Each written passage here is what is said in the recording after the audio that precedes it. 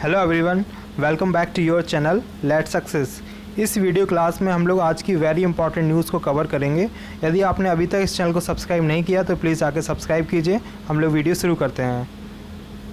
आज की पहली इंपॉर्टेंट न्यूज़ है, किस राज्य की सरकार अब शहरों से निकलने वाले कूड़े से बिजली बनाएगी। ठीक है, तो अभी हाल ही में किसी सरकार ने ये निर्णय लिया है कि उसके राज्य में पैदा होने वाले बहुत सारे कचरे से वह बिजली को प्रोड्यूस करेगी। तो आपको बताना है उसका राइट आंसर क्या है।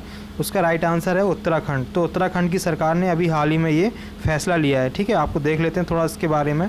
उत्तराखंड सरकार ने वेस्ट टू एनर्जी नामक एक पहल के तहत राज्य में उत्पन्न कचरे को बिजली में बदलने का उन्होंने क्या किया है, फैसला ले लिया है। ठीक है, तो आप देख सकते हैं यहाँ पे सोर्स इंडियन एक्सप्रेस में, Uttarakhand planning to generate 5 megawatt of electricity from waste.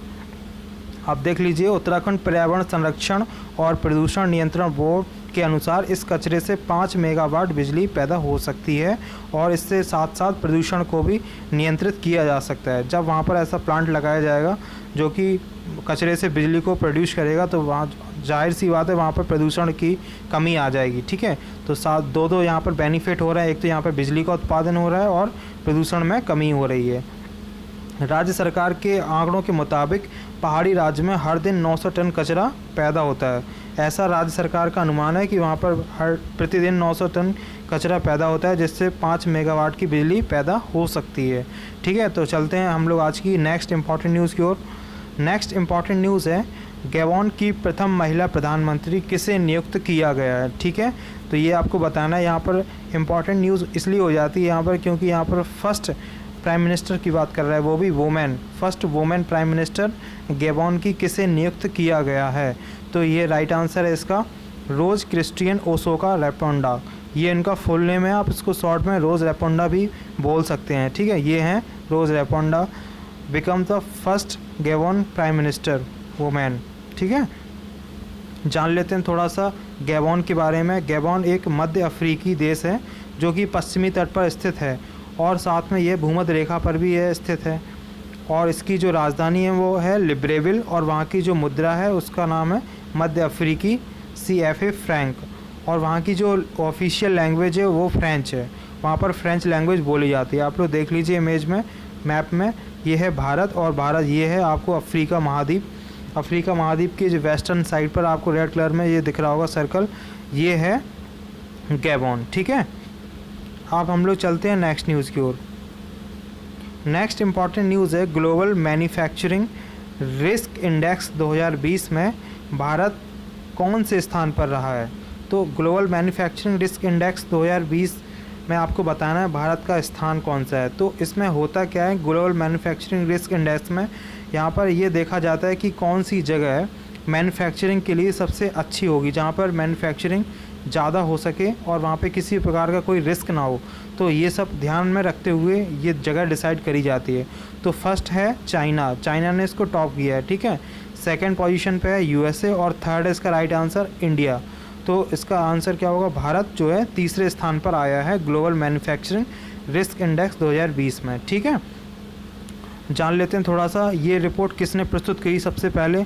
तो ये ग्लोबल मैन्युफैक्चरिंग रिस्क इंडेक्स की जो रिपोर्ट है अमेरिका स्थित संपत्ति सलाहकार कुशमैन एंड वेकफील्ड द्वारा जारी की गई थी, ताकि यूरोप, अमेरिका और एशिया प्रांत में 48 देशों के बीच वैश्विक विनिर्माण के लिए सबसे उपयुक्त स्थानों को रैंक किया जा सके। ठीक है, तो इसमें क्या है कि यूरोप, अमेरिका और एशिया प्रांत के 48 देश शामिल हैं।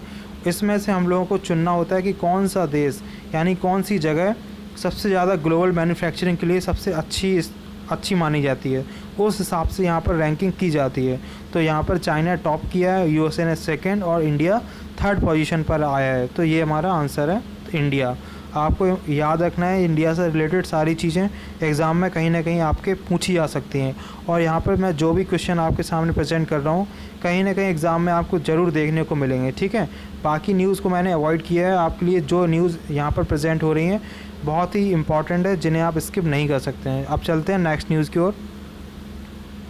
नेक्स्ट इम्पॉर्टेंट न्यूज़ है, इंटरनेशनल नेल्सन मंडेला दिवस हर वर्ष कब मनाया जाता है। तो आपको बताना है नेल्सन मंडेला दिवस हर वर्ष कब मनाया जाता है। राइट आंसर है इसका 18 जुलाई।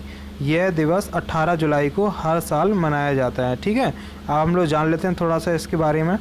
यह दिन अंतर्राष्ट्रीय स्तर पर लोकतंत्र के लिए संघर्ष और दुनिया भर में शांति की संस्कृति को बढ़ावा देने में नेल्सन मंडेला के योगदान को स्वीकार करता है। ठीक है, तो नेल्सन मंडेला जी के इस योगदान दिवस के रूप में मनाया जाता है, जिन्होंने संघर्ष और दुनिया भर में शांति की संस्कृति को बढ़ावा दिया है। ठीक है, और इसको 18 जुलाई 2009 को न्यूयॉर्क में सबसे पहले इस दिवस को मनाया गया था, 18 जुलाई 2009 को। तो तभी से ये हर साल मनाया जाता है। ठीक, अब हम लोग चलते हैं नेक्स्ट न्यूज़ की ओर। Next very very important news है, आप लोग लिख लीजिए, कहीं ना कहीं एग्ज़ाम में आपको देखने को मिल सकती है आने वाले एग्ज़ाम में। भारतीय मूल के चांद संतोखी को किस देश का राष्ट्रपति चुना गया है? ठीक है, तो इनका नाम है चैन संतोखी। तो अभी हाल ही में इनको किसी देश का राष्ट्रपति चुना गया है, उस देश का आपको नाम बताना है। उस देश का नाम है सूरीनाम। ठीक है, तो सूरीनाम कहाँ पर है देख लेते हैं। सूरीनाम जो है दक्षिण अमेरिका महाद्वीप में स्थित एक देश है।